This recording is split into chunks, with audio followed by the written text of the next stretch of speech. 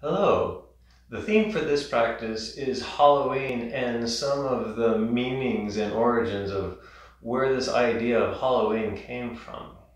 The sequence will include postures such as wide-kneed child's pose with a twist, sleeping swan pose, high-flying dragon pose, and finally dragonfly pose. As always, useful props might be soft padding for the knees, like blankets and pillows, but also maybe some blocks and some books to generate height when needed.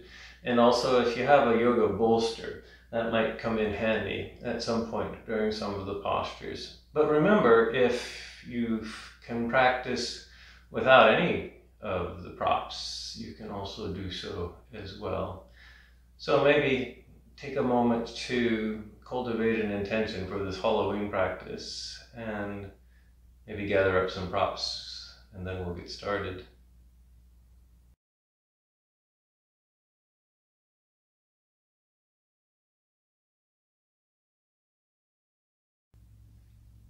We'll start off practice with a little bit of breath work. And as always, in order to get the most out of the breath work, it's best to find a comfortable, stable seat where your torso is open so that it can actually breathe. So find a stable seat. Find something stable and secure and comfortable that you know you can stay quietly in it for several minutes. It can be sitting cross-legged like me, or maybe sitting cross-legged up on some padding, which I'm doing. Maybe in a chair, maybe a different way to sit. Root down through your sits bones and through your hips so that you feel very connected to the ground.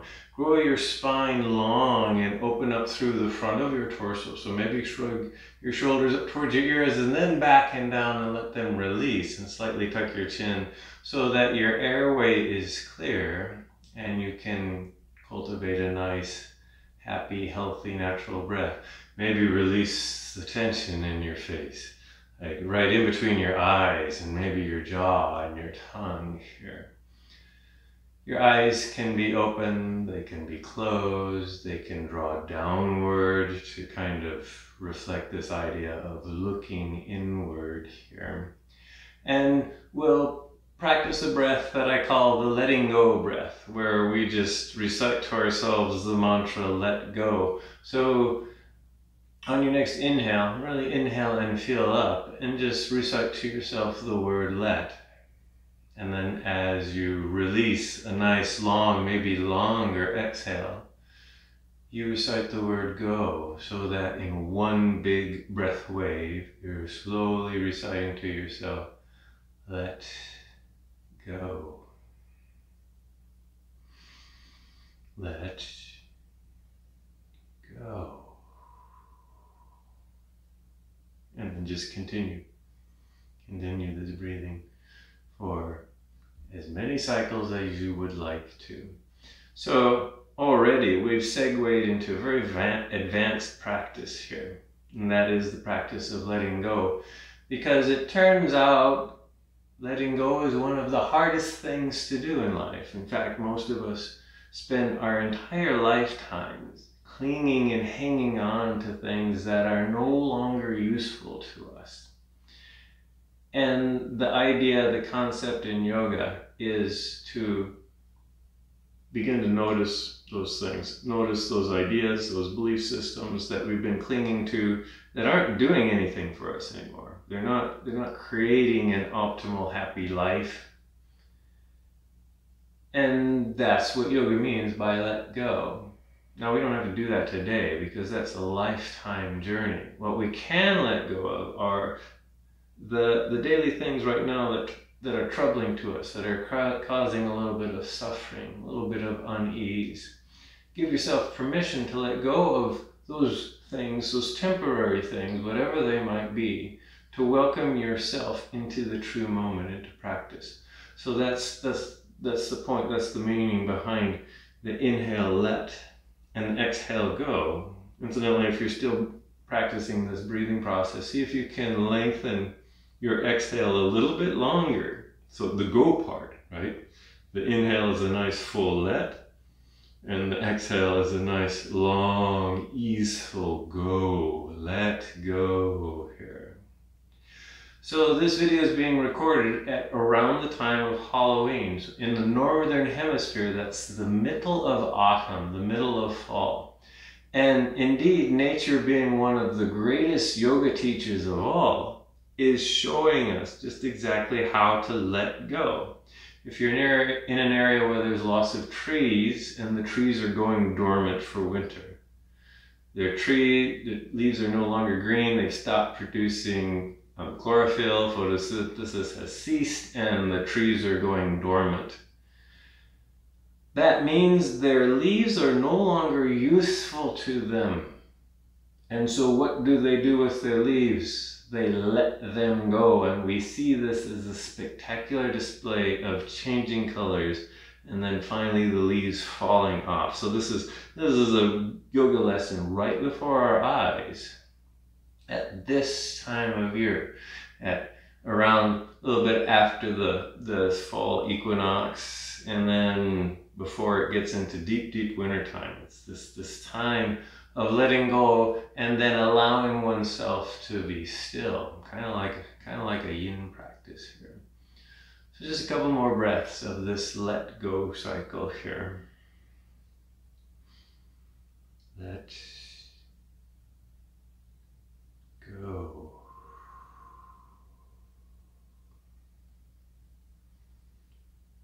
And then you can just come back. You can drop the mantra.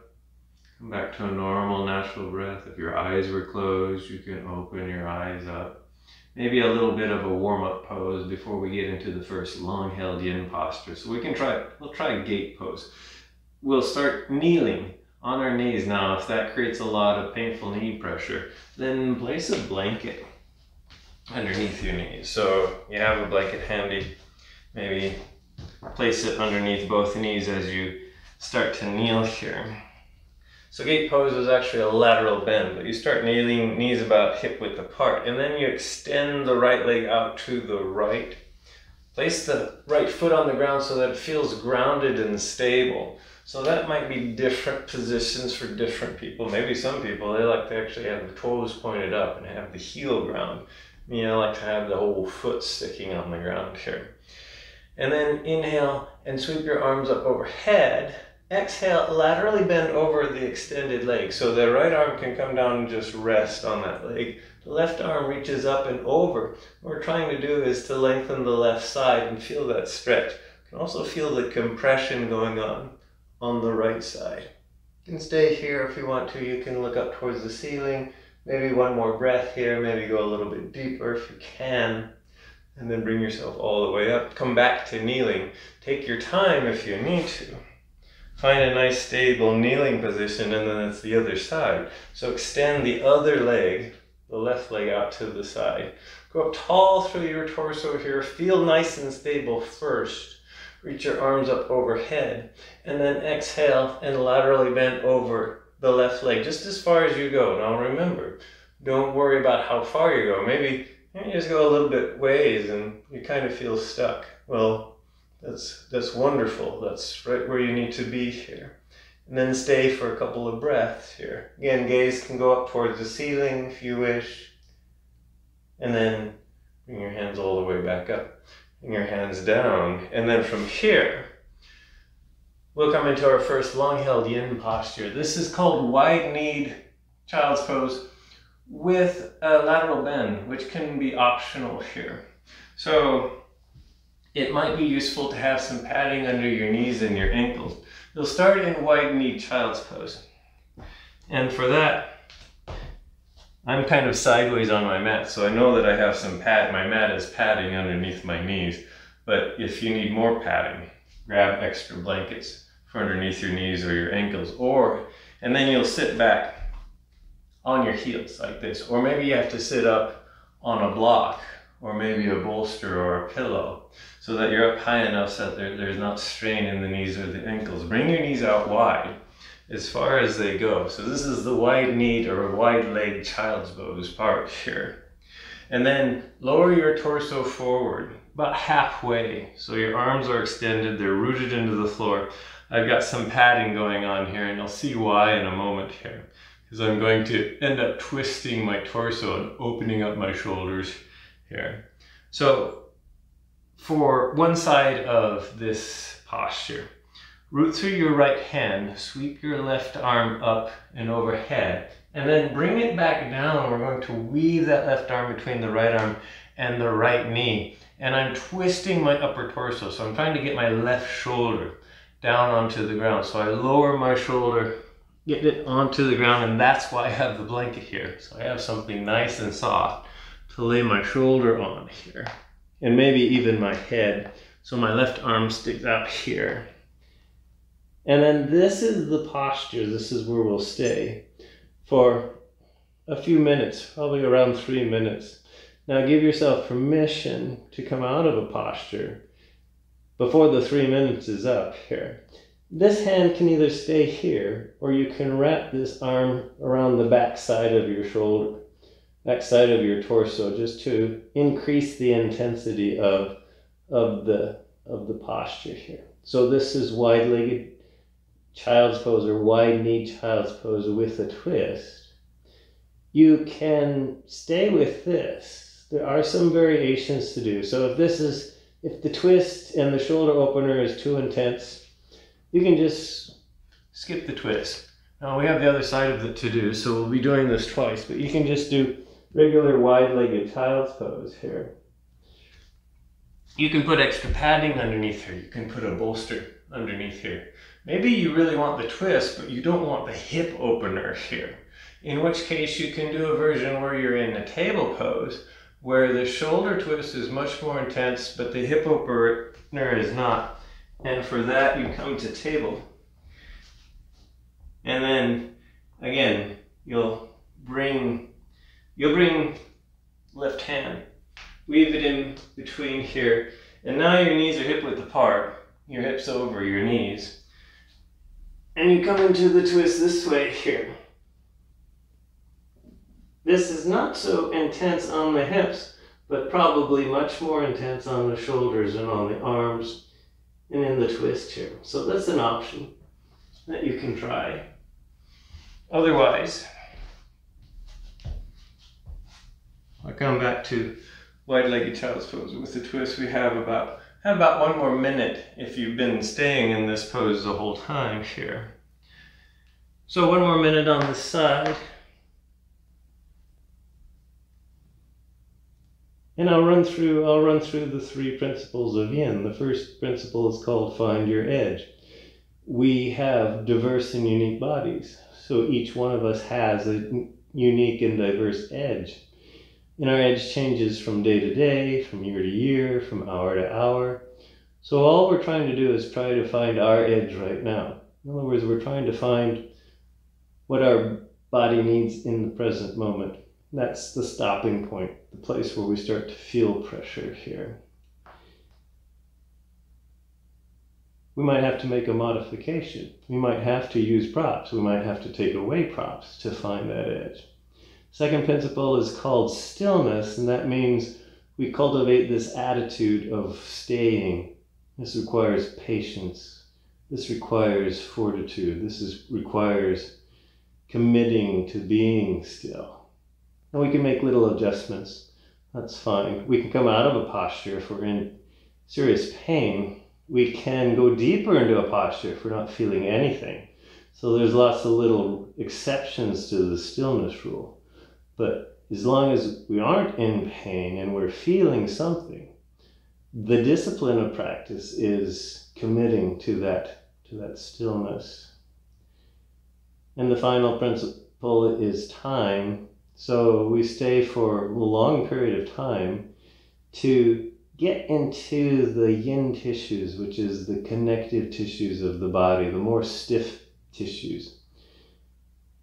And then from here, we can slowly come out, bring that arm back around.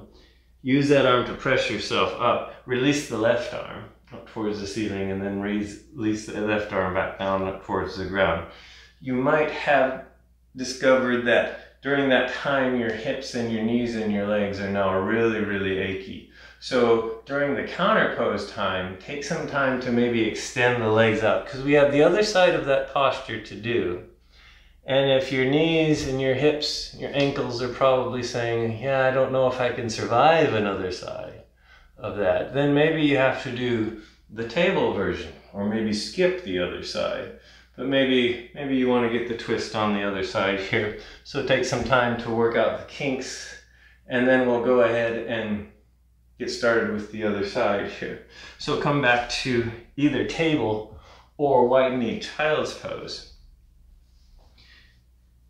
Again, if this was not enough padding or height, this is where some pillows or yoga bolster might come in handy. So you can take a yoga bolster, place that underneath your torso for extra padding here, and then come back into this place where you kind of fold it over halfway towards the floor. You rooted your hands into the ground, root the left hand into the ground, sweep your right arm up towards the ceiling, and then bring the right arm back down and weave it in between the left arm and the left knee. And then allow that right shoulder to rest on the floor, or in this case, I'm letting it rest on the soft bolster here. And then you can sweep the left arm up and around. Some of you might be able to bind that left hand with the right thigh, and maybe that kind of feels entertaining to do, so you can do that here. And we'll go ahead and stay here for a few minutes on this side here. And again, give yourself, Yin is a very allowing and accepting practice. So what that means is if you're feeling pain at any time, pain is sharp, biting, burning sensations. That means you're hurting yourself. Those are not acceptable. And you can allow yourself to come out of the pose, to rest. You can find a modification that fits your body, more appropriate for you. You can use some props to help stabilize and create a sense of security here. Or you can take props away if you're using too many and they're just getting unmanageable for you here. Or you can also just stay 1 or 2 minutes and then come out. In an ideal practice, you just stay in a yin posture for as long as you can stand it. For each one of us, that's going to be a different amount of time, and I don't know what that time is for you, but you can find out by just staying here for quite a while. In fact, this is a video, so if you're trying to figure out just how long you can stay in a posture, then pause the video or ignore the video and just stay in any one of these postures for a little bit longer if you would like, or ignore me and come out of a posture early if we're staying too long in a posture here. I talk about pain a lot as if it was a physical sensation, but if you feel sharp, binding, burning sensations up here, metaphorically speaking, that's a sign that you're probably too deep too, and you need to come out as well. So we're here for about 1 more minute, and the theme for class today is Halloween. And that's a time in the Northern Hemisphere that's about halfway between the autumn equinox and the winter solstice. And you may have, if you know me, and you know why I theme my classes the way I do, they sometimes have something to do with astronomy or with the motion of the earth around the sun. And indeed, Halloween has something to do with the motion of the earth around the sun. Just about 3 more breaths here on this side. So the ancient peoples, one of the major breakthroughs of human civilization thousands upon thousands of years ago is humans were beginning to notice that there was this cycle to the seasons. Now I'm going to talk particularly about the seasons in the Northern Hemisphere.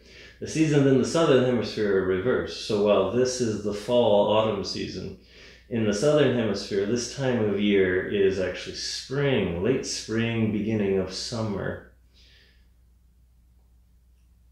So they're experiencing the reverse of seasons, but down here we're experiencing fall. And Halloween has something to do with that idea of autumn and fall here. We're coming out of this posture, so if you have this left arm behind you, bring it back around, place the left hand on the ground, use that left hand to press yourself up. Release that right shoulder, raise the right arm up towards the ceiling, and then bring the right arm back down. Bring yourself all the way up. Maybe tidy up some props if you were using those. And maybe your knees and your ankles and your hips are saying, hoo hoo, I'm so done with wide-legged child's pose. So again, take some time to slowly extend each leg out for a while to create better circulation in the legs, to kind of deal with that sense of stiffness that I often refer to as the reverberation. I also refer to it as the kinks of the posture. You can do things like downward facing dog. Anything that extends the legs out probably feels good. You can even just sit with your legs extended forward. The next yin posture is known as sleeping swan. So for sleeping swan, come to hands and knees. There'll be an alternative if sleeping swan is a little bit too intense. Bring your left foot up between your hands and inch the right knee back a little bit so that you're in a lunge here. Then bring the left foot over to the right edge, the opposite edge of your yoga mat. Slowly lower the left knee, and then if you're feeling pain in that left knee, adjust the heel closer in towards your hip. Let your hips sink until they stop. For a lot of us, the hips are going to be floating. If that floating feeling feels unstable or painful, then maybe take some sort of a prop, the height of your hips. Place it underneath your hips and that front thigh to rest your hips and thigh on it. It might have to be something higher than a blanket. Maybe it's a block or some books here. So find this pose. And by the way, if this is, no matter what you do, if this is generating pain, we'll try eye of the needle instead. Let me finish sleeping swan here first. So come up into swan, and swan is with the torso upraised, this little back bend here. This is swan.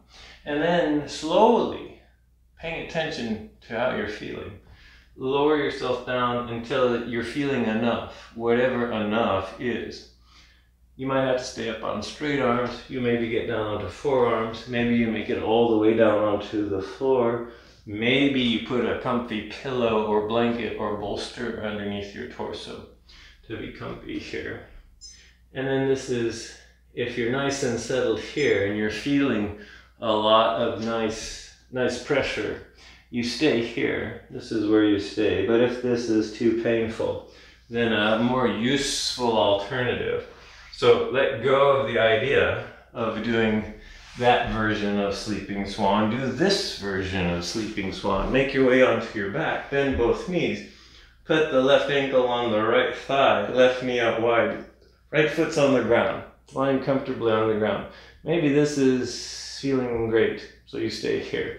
Or you bring this right thigh in toward your torso until you're feeling enough pressure somewhere. So this is a nice alternative because you can control the pressure by how far you bring this leg in, and then you can just stay here in eye of the needle. So this is a nice alternative to sleeping swan. But for some people, they prefer sleeping swan.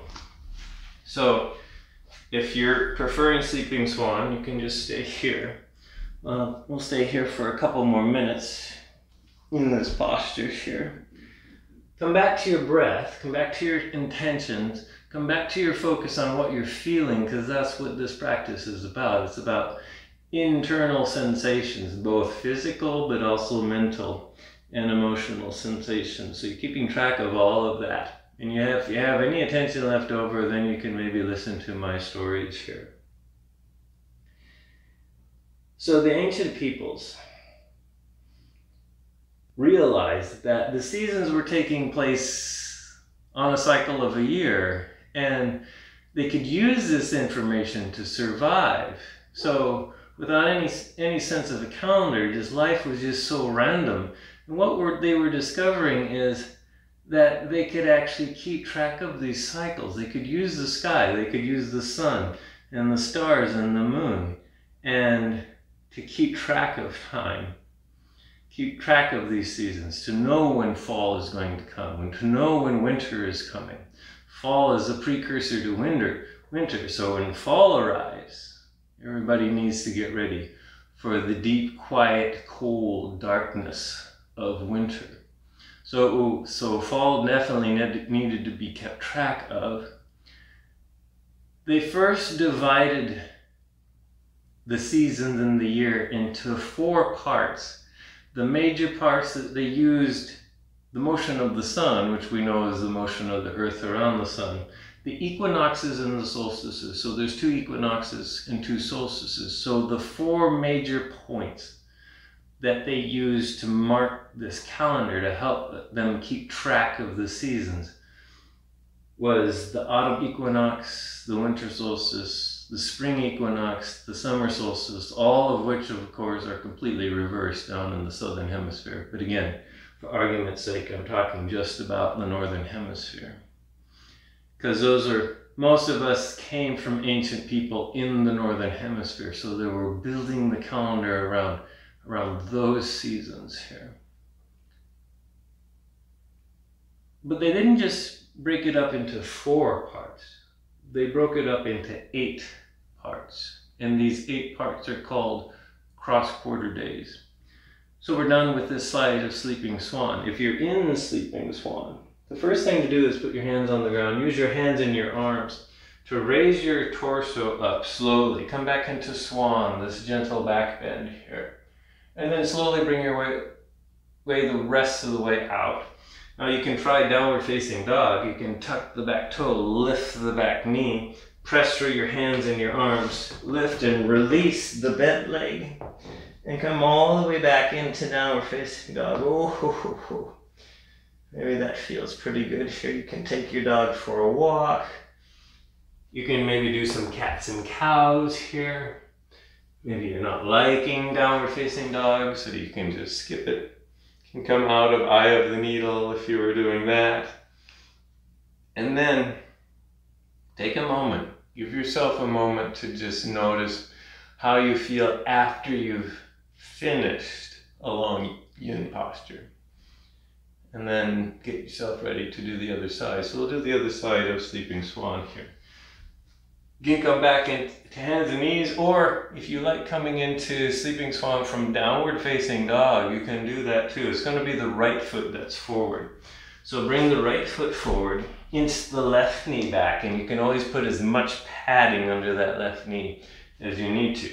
Then bring the right foot over to the left side, opposite side of the yoga mat. Lower the right knee, adjust the heel if it needs to be adjusted, lower your hips here.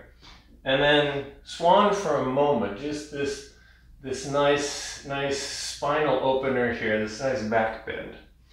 And then slowly find your version of Sleeping Swan on this side. You can do eye of the needle if Sleeping Swan on this side is not working for you. And then just settle here for a few minutes or so. Check in with your breath. Check in with your sensations. Let that be a guide as to how long you stay, or what modifications you take, or maybe what props you use here.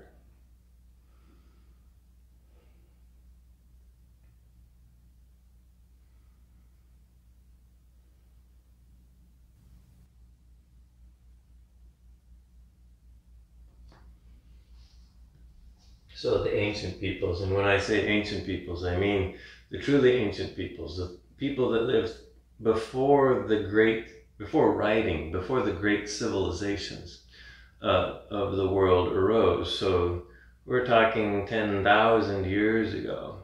As they were developing their calendar, they had the 4 main points of the year, the equinoxes and the winter solstices that they were trying to keep track of and they could mark.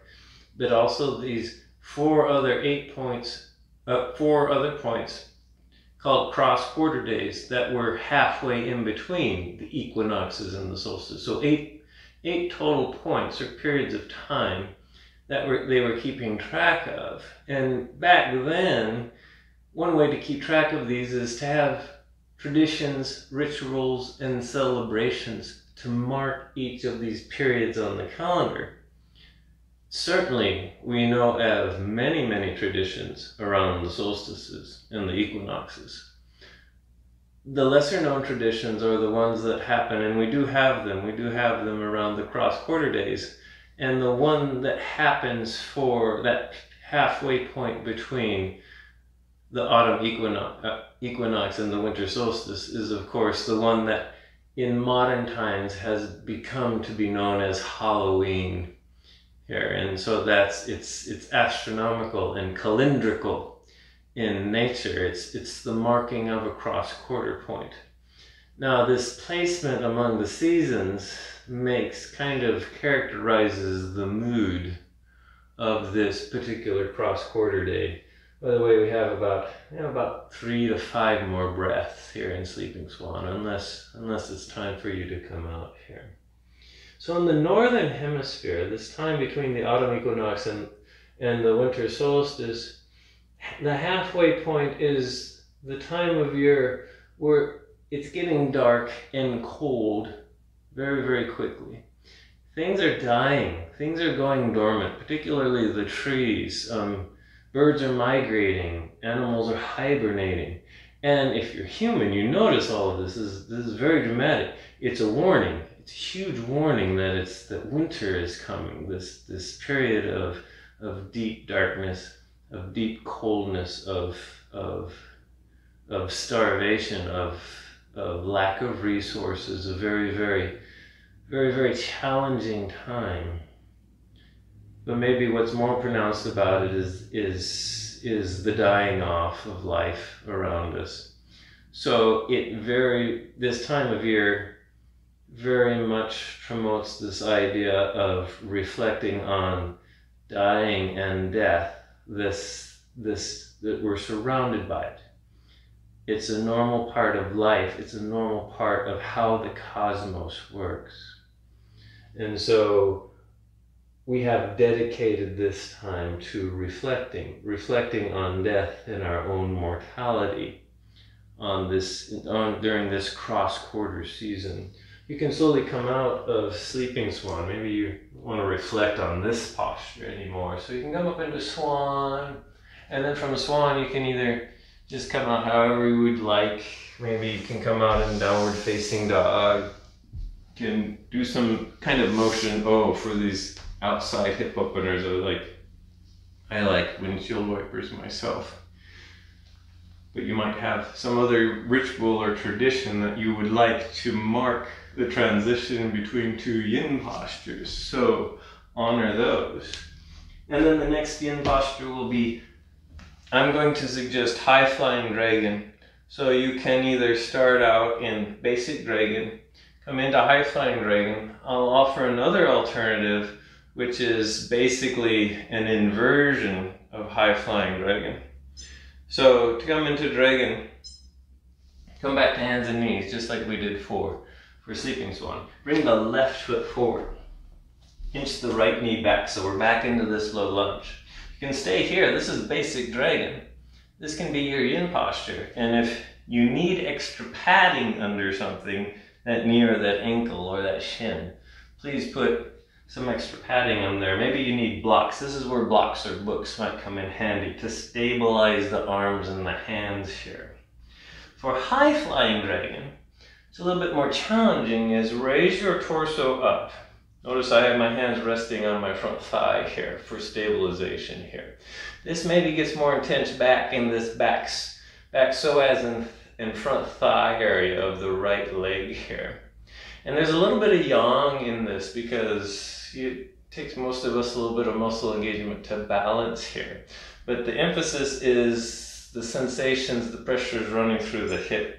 So this is the posture. This is too intense, or maybe stay here for a minute or so, come back to dragon. So, but if this is fine for you, maybe stay here for a couple of more minutes here.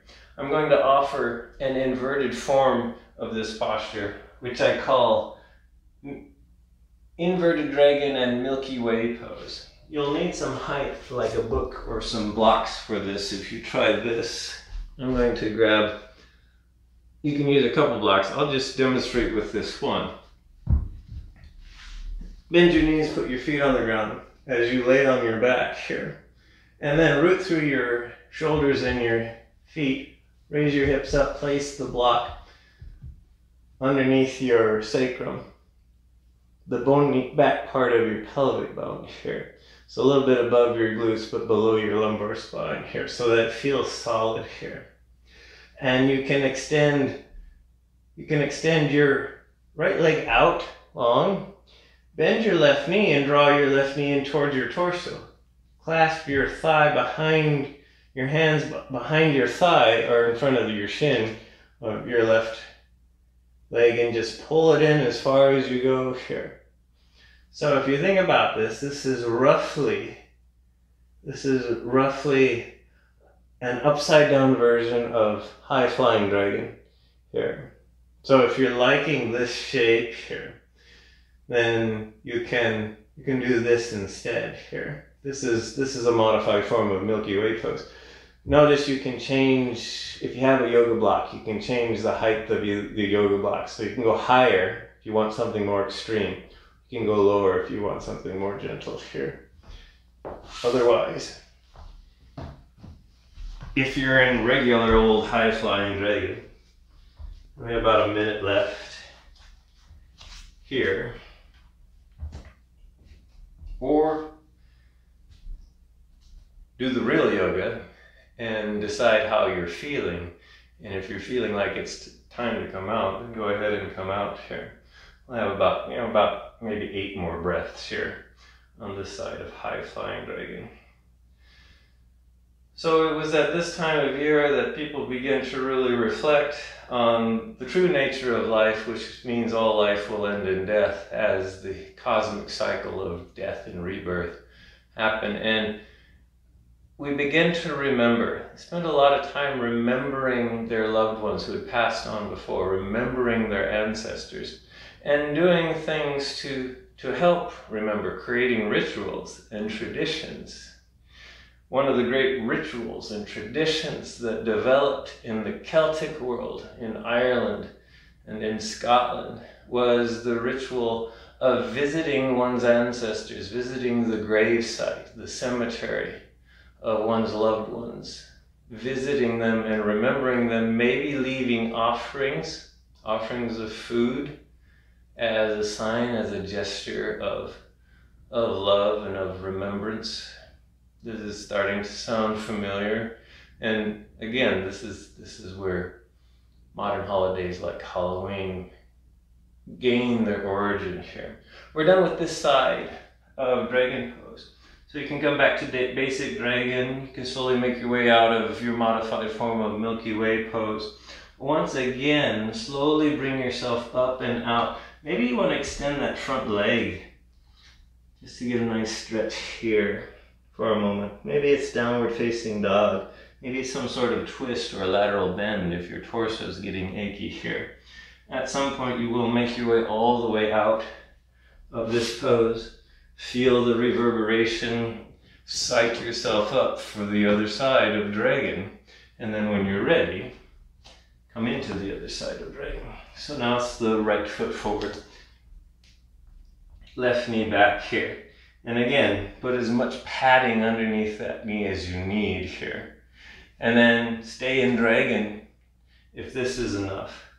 Come up into high flying dragon if you want that extra pressure in this back thigh here.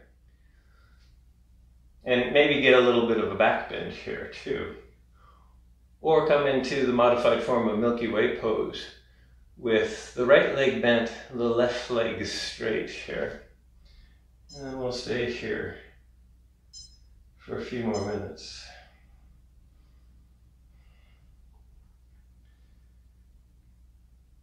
So what this translated to into our modern day is giving the gifts of food to the dead, to our beloved dead here.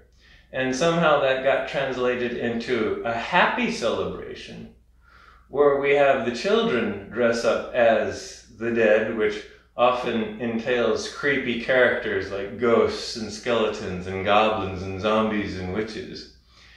And then we have them go around, and instead of offering food to a gravesite, we offer a confection to a child who, so it's all metaphor. We've turned it into a happy metaphor of this time of remembering our ancestors. In fact, there are other cultures that developed separately from the Celtic cultures that did the same thing. They had celebrations down in Mexico. They originated, and they celebrated what's known as a season of honoring the dead back in the summertime.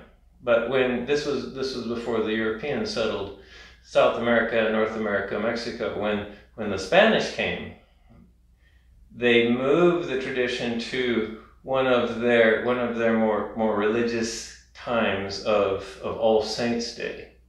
And of course it's called Dia de los Muertos down in Mexico. And it's a celebration, it's a happy time. The ancient people of Mexico thought it was more useful to be happy that we got to know our loved ones, rather than to be sad and depressed all the times. So they turned it into a very bright and happy and joyful situation here. Yeah, I have a little bit less than a minute left on this side of High Flying Dragon. So what they did is they turned it upside down. Instead of it being a depressing, creepy time to celebrate the dead, they turned it into a happy.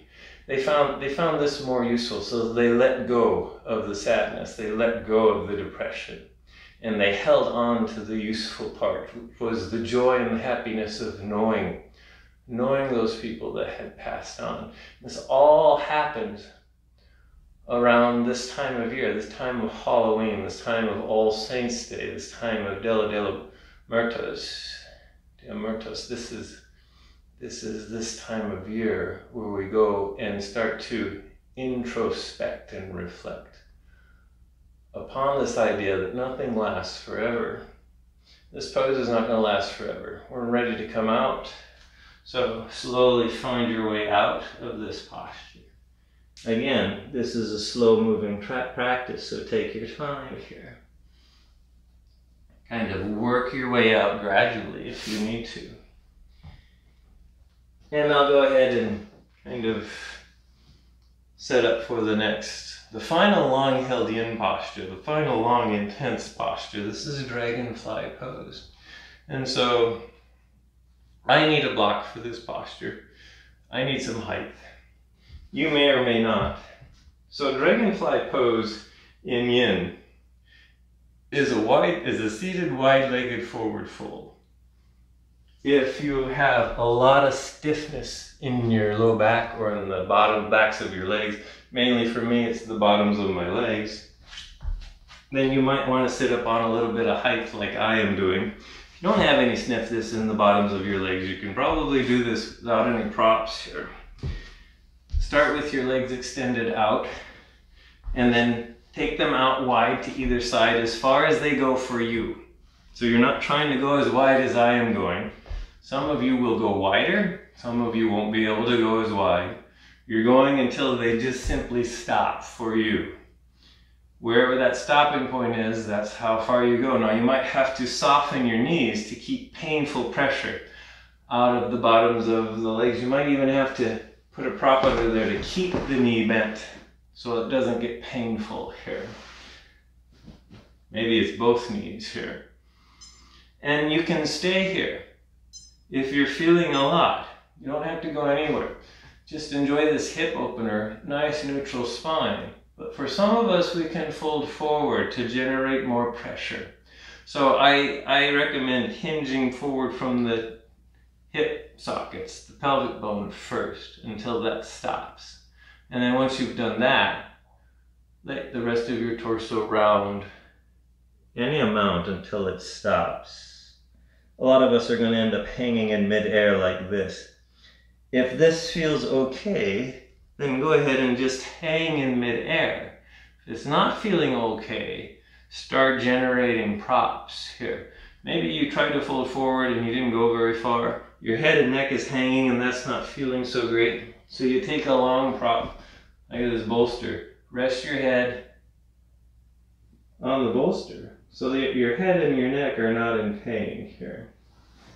Or if you went a little farther and you need some support underneath your torso, play Legos, build a high enough platform that you can now rest your torso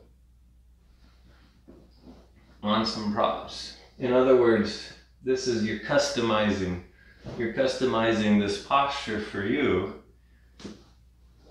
for your unique body, and let go of the idea that all of us have to have the exact same body with the exact same range of motion.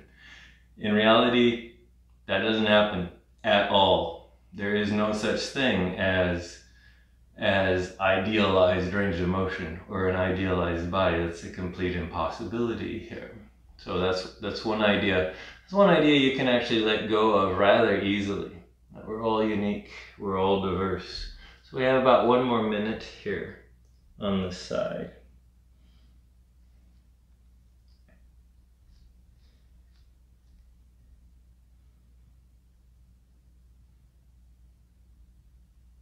So the season around Halloween, we have many kind of our own reasons why we either like Halloween or don't like Halloween, or this time of year. It can be a sad time of year. We can let go of it being a sad time of year. Make it a happy time of year and still think about and reflect upon those that have gone before us. Relatives, friends, and loved ones that have passed on. And that was what the deeper meaning of this calendar day, this cross-quarter day, actually represented. Incidentally, it was the cross-quarter day occurred on Halloween, October 31st, about 1,000 years ago. And since that time, the Earth has precessed, its axis has precessed, the equinox has precessed. So the actual cross-quarter day occurs on November 7th. Some ancient cultures, again, both in South America and Mexico and in Europe, associated the cross-quarter days with the culmination of the star cluster Pleiades at midnight. Again, several thousand years ago, that culmination happened on roughly October 31st, which is when we celebrate Halloween, but because of precession in the intervening millennia. The culmination of the Pleiades now doesn't happen until November 21st, so the real astronomical and calendrical cross-quarter days happen in mid to late November, but we still celebrate, we still mark the cross-quarter day as happening on October 31st, i.e. the day of Halloween. Maybe 1 more breath here, and then slowly bring yourself all the way up. When you get there, maybe your torso is achy from the forward fold. So a little bit of motion, maybe some lateral bends or some twists, maybe even a back bend. If you're back bending and leaning back, this is a good time to maybe start bringing your legs slowly in. Bend the knees and then start working out the stagnations that might have developed here. So a little integration before we move into our final resting posture. Maybe we'll try a twist. So we'll try Sage's twist here. So you can maybe sit up on a little bit of padding if that helps. Bend the left knee, bring the left heel on outside of the right hip. Left knee kind of points forward. Then the right knee, bring the right foot on the outside of the left thigh. Root that right foot down. Maybe lift your hips up and reset them so that they feel a little bit more settled and secure and rooted here. Grow up tall through your torso. And then raise your right arm, sweep it back behind you, and set the right hand down onto the ground behind you. And then grow up tall through your torso, begin to twist over to the right side. You can hug the right knee with your left elbow. And you can just stay right here. Some of you, maybe the elbow comes to the outside of the right knee. Head and neck can stay neutral. Collarbones are broad, shoulders are broad here. And maybe if you want to, you can look over that back shoulder. Just one more breath here.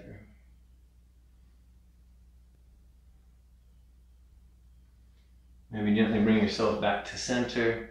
Do the other side here. Legs come forward. Bend the right knee. Right heel comes on the outside of the left hip. Right knee points forward. Left knee bends. Put the left foot on the outside of the right thigh here. Clasp your hands around the left knee. Grow your spine nice and tall so it's easier to twist. Left hand sweeps up and around behind your torso. Set the left hand behind your hips. Maybe begin to twist. Now start to twist over to the left side. Maybe clasp and hug that left knee with the right elbow. And this is a good enough of a twist for most of us. If you really need to go a little bit more deeply, maybe the right arm goes on the outside of the left knee here. And head and neck can stay neutral, or you can gaze over that left shoulder here. One more breath here. And then release. From here, we're moving into our final resting posture. It can be traditional Shavasana. It can be some other type of restorative posture, like legs up the wall. It can be sitting quietly in meditative posture. Kind of make this your posture. Let go of any notion that it has to be exactly this kind of a posture, because Shavasana is the ultimate letting go pose. It's that ultimate pose where we reflect on what has passed on before us. And we let go of things that are not useful to us. Maybe we let go of some of the sadness that we needed to feel, but now it's no longer doing us any good here. And maybe some happiness, some remembrance is better. So you can try traditional Shavasana. Incidentally, Shavasana actually means corpse pose. And so the idea here is to maybe honor the traditions of Halloween in that you let go of this idea that you're living, and for a few moments give yourself permission to be still, to have no living agenda other than to just breathe and to exist here.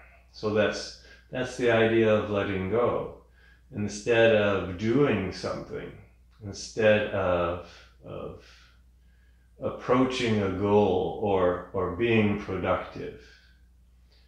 The idea here is all you need to do is be still and to exist. And this is one of the ideas surrounding our modern interpretation of Halloween, is to just honor those who are now still. Honor those who are passed into a different state of being. And you can do this by leaving food at a loved one's grave. You can do this by lighting a candle, having a vigil, or you can do this by passing out chocolate to kids dressed in colorful costumes. The idea is to just take a moment and revel and celebrate what has gone on before. Celebrate the past summer. And get ready to be still during the winter.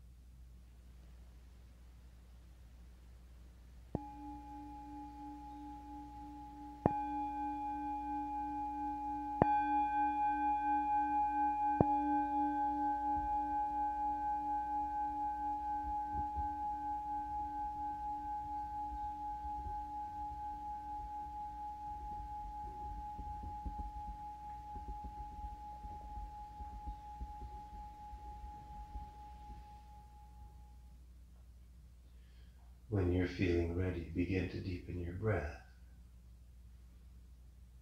Maybe start to wiggle fingers and wiggle toes. Expand that gentle motion into hands and wrists, into ankles.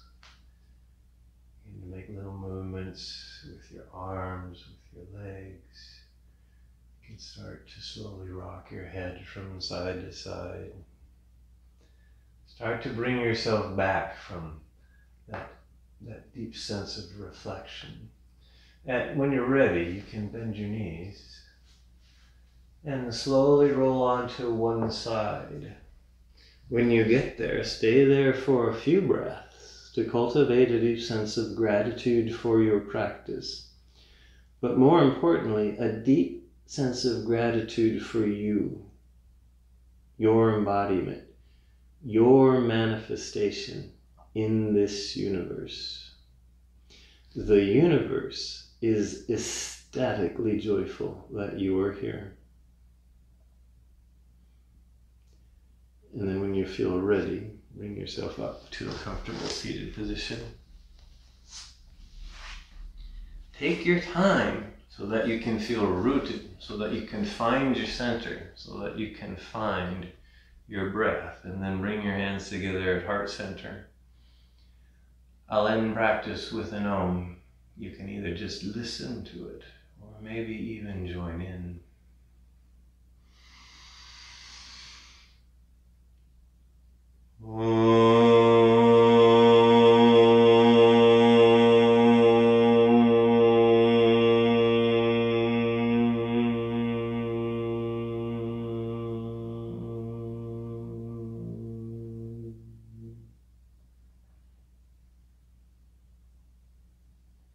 The inner light in me honors the inner light in you. Namaste.